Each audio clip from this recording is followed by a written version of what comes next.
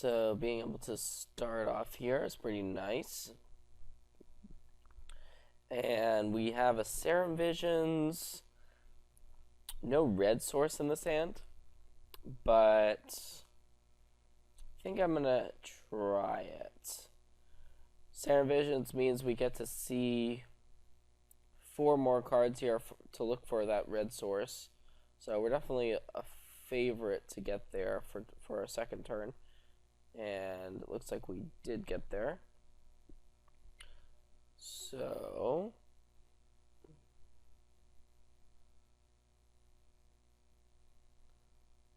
putting both on top, even though we're probably just going to shuffle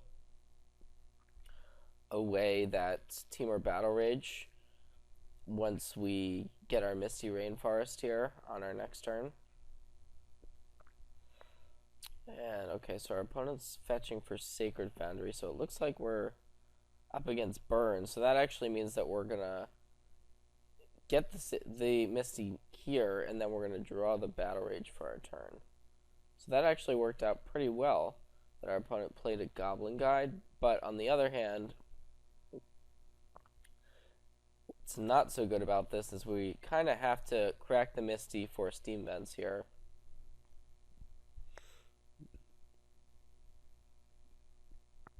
This puts us all the way down to 15. And I think the play is just deploying the Kiln Fiend here.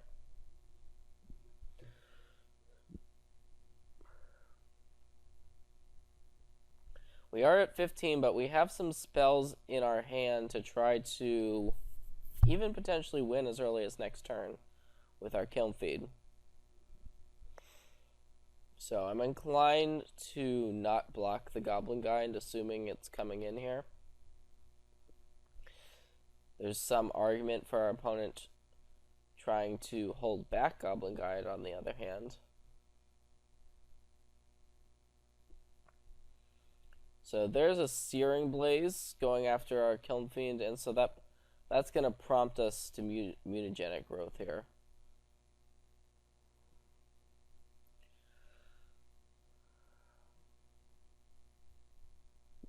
So that's going to make our Fiend into a 4 toughness creature. It is going to bring us down to 10 though. So we'll see if our opponent comes in with the guide here or leaves it back. Looks like the answer is going to be our opponent's going to leave back the Goblin Guide. Interesting. So our draw step for the turn was Thing in the Ice. Not really what we wanted per se. So we can Metamorphose, make our Fiend into a 4 power, and then we can hope to draw land to be able to Apostle's Blessing and actually kill our opponent with Temur Battle Rage and Apostle's Blessing. So I think we just want to go ahead and try to do that here. We've got a lot of outs to just win the game this turn.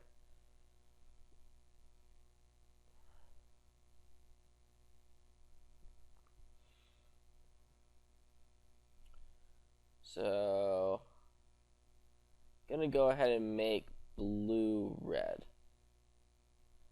And there's a Serum Visions. Huh. So that makes things even more interesting in a way.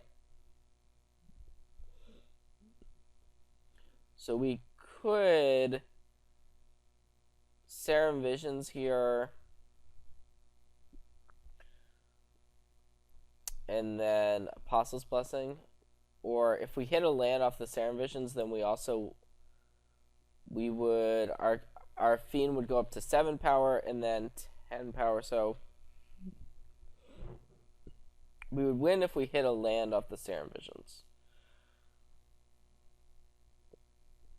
We could also just Battle Rage our Kiln Fiend and attack for 14 here, which seems pretty darn good as well. I think that's the safer play. Our opponent's pretty unlikely to actually be able to kill us on their next turn, so I'm going to go with this Battle Rage play. Just Battle Rage on Kiln Fiend. So our opponent's going to have the option to save 2 damage basically with the Goblin Guide. Either way, our Kiln Fiend is sticking around, so our opponent basically has to deal with the Fiend. And we also have a Swift Spear, which can come in and pressure our opponent as well. So our opponent would basically need three 1-mana spells in order to kill us. So there's one of them. So if our opponent has like 2 Lava Spikes, that would do it. But I still like our play, I think. Even if we do lose to this sequence by our opponent. So, wow. Our opponent had exactly what they needed to kill us here. 3 1-mana spells. That's pretty insane. And we would have gotten there. Well, that's results-oriented thinking. I think we made the right play. But unfortunately, it did not work out in our favor. Wow. Okay. So, game 2.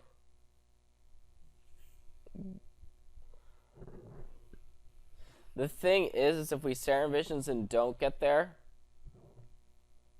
we're in a lot worse spot than if we just Battle Rage the Kiln Fiend right away. So I think we made the right play, and I'm going to stand by it. It just sucks. It's one of those close decisions that it can definitely go wrong, and there it did go wrong.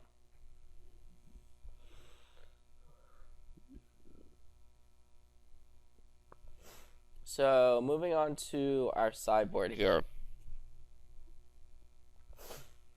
We want to think about what exactly we want to do.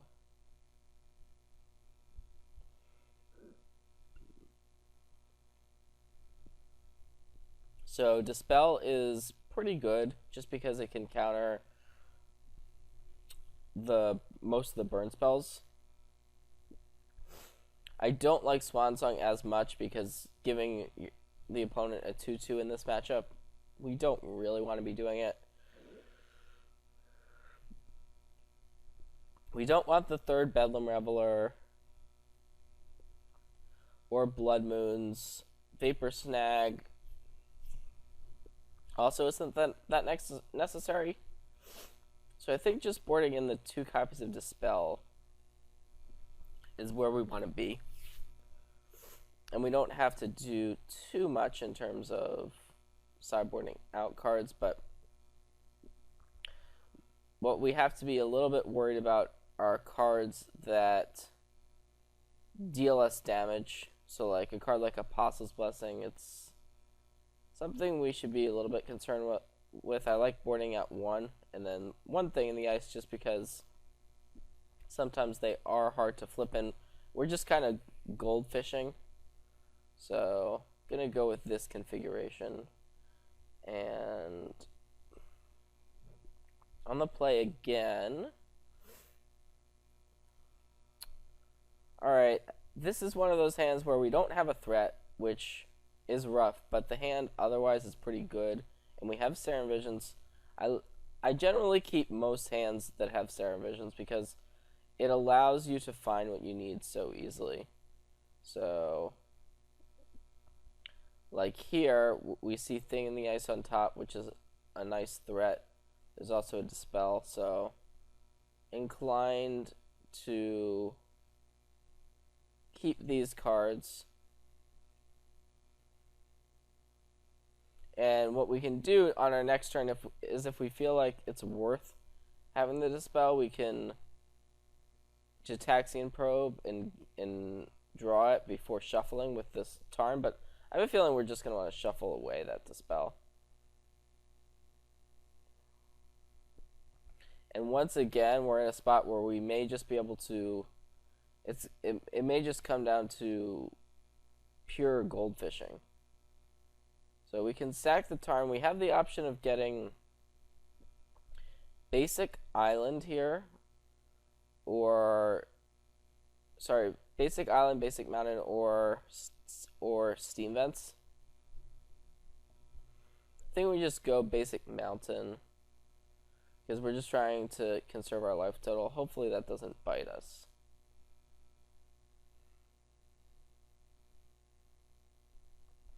So on our next turn, we can just win the game. As weird as it is, we can just go double Mutagenic Growth, Probe, and then Temur Battle Rage. And we drew a land off of this Goblin Guide. So we could block the Goblin Guide here, but it seems a little bit greedy. The question is, though, would blocking here save us damage that we need to save? So we're going to be taking 6 from our own spells.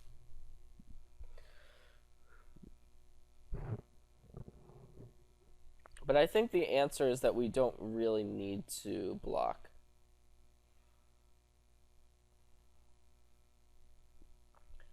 So we could go to 15. Yep, just going to take it.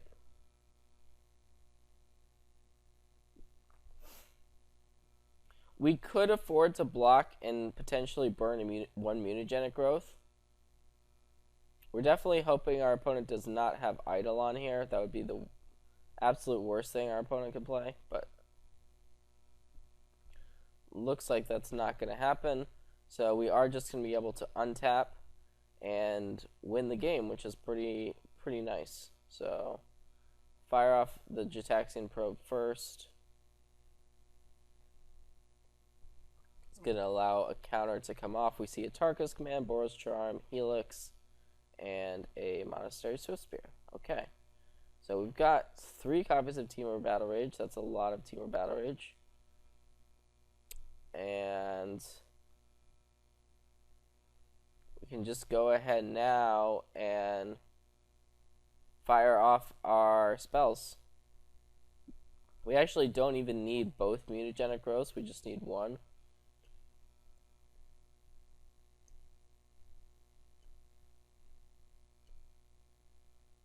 So we almost turned 3 to our opponent last game. This game we are going to turn 3 to our opponent.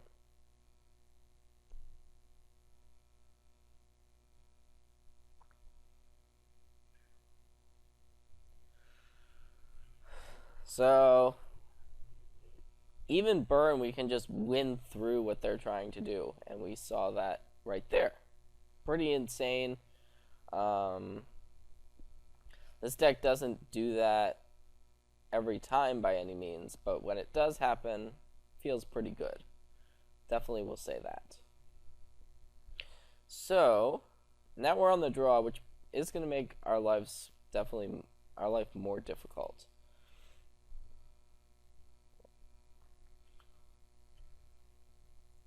Not sure that means we change our plan too much, though.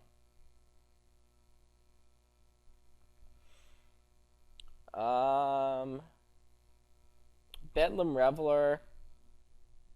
It's a little bit slow on the draw.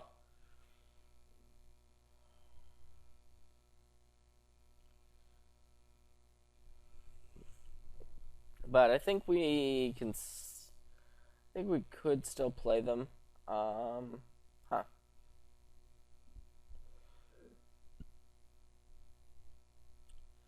The Thing in the Ice was good that game. I don't know that we need to do too much, but I'm going to board in the 4th Thing in the Ice for Bedlam Reveler. I think that's fine here on the draw. And I'm going to submit. Now, this is a hand where we have to mulligan, even though we have 2 probes to potentially find a land. It's a no land hand. So, gonna mulligan it. And wow. So, now our 6-card hand also doesn't have any lands. This is really rough. I guess we can try to keep this. Let's try it. Scry this thing in the ice to the bottom. If we need to, we can start firing off Gitaxian probes. But it doesn't feel great because probe losing its life is not great for this matchup.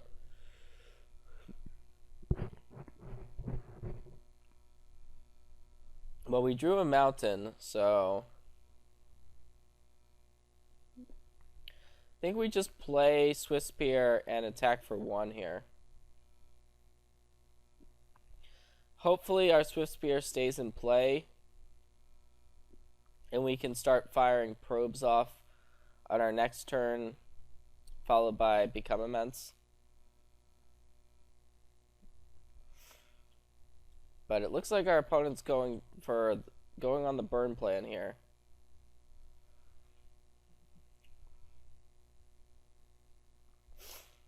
So we're down to 14. What we can do is we could fire off all 3 probes, but that's still not going to get our Swift Spear to where we want to get it to in order to have lethal.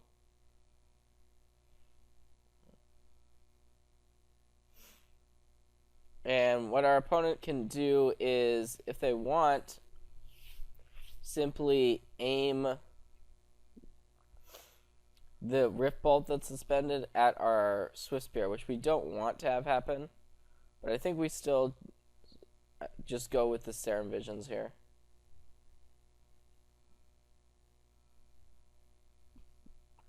There is a mutagenic growth on top of our deck. So,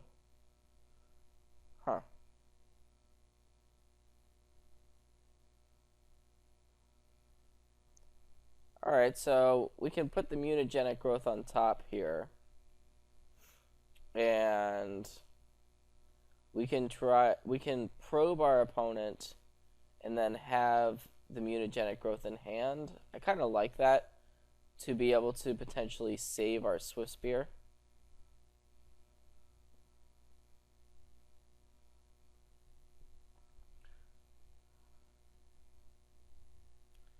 So this is going to bring us all the way down to 12, though. We see double Boros Charm and Lightning Helix, but our opponent doesn't have a white source. Interesting. So that gives us a ray of hope, a little bit of hope. If our opponent doesn't hit the white source, we'll be in okay shape, maybe. So we'll see if our opponent decides to go after our Swift Spear here with the Rift Bolt or not.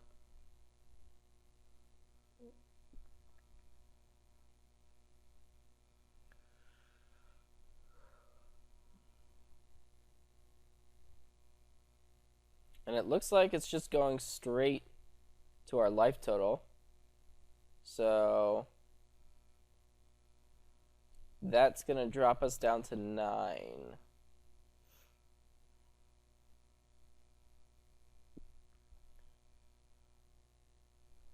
And here's a bolt, so that's going to mean we're all the way down to 6. And then this attack is going to take us to 3.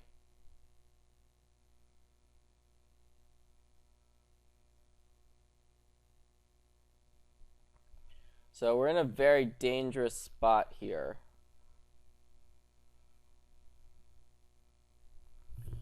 Unfortunately, we're in a spot where we would be able to kill our opponent if our life total was high enough, but we can't pay life for these Gitaxian probes.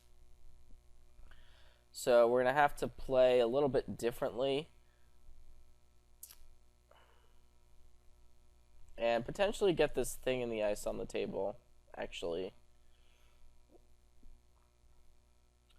So what we could do is we could play the thing in the ice.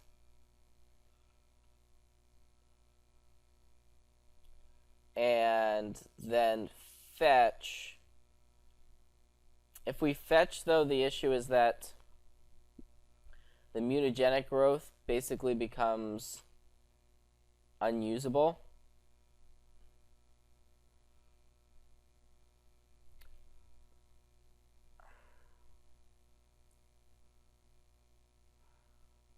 Which does kind of suck. We wish that weren't the case, obviously. We'd like to be able to set up winning next turn if we can. So the play, I think, which makes the most sense is to try to flip this thing in the ice, which we just drew. So that is going to mean that our mutagenic growth is turned off, which is a bit unfortunate. Because if our opponent hadn't taken that exact line, which they did take, then we wouldn't have to be going through this right now, but we're just going to play thing in the ice, probe our opponent, and then next turn hopefully we can not die, first of all. Drew a Swift Spear here for the turn. So we can get him for 2, and if we can cast 3 spells next turn, including the Battle Rage, we will win the game, but it looks like our opponent did peel out with an Arid Mesa. So that's going to get a Sacred Foundry, and we can see how this matchup is just goldfishing one another, and there's the Boros Charm, and that is going to do it for the match.